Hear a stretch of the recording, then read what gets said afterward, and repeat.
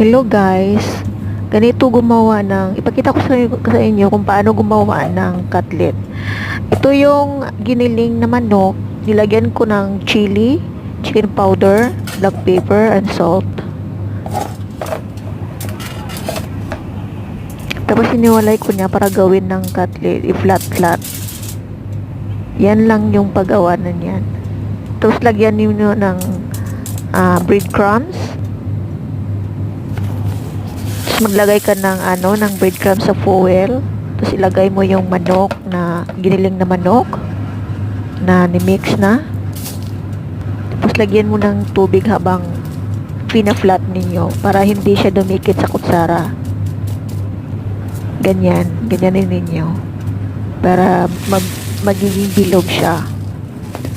Tapos lagyan nyo ng sa ibabaw ng breadcrumbs, then i-flat-flat ulit. And then lagyan niyo ng para baliktarin ng foil sa ibabaw para baliktarin siya. Kasi yung nasa ilalim na hindi siya nalagyan ng breadcrumbs, kaya lagyan niyo ng breadcrumbs. Tapos pwede na itong ilagay sa freezer, hindi siya masisira hanggang sa siya. Pag i-fry ninyo, gamit kayo ng ng itlog, batil ng itlog, tapos i-fry ninyo din anong cutlet.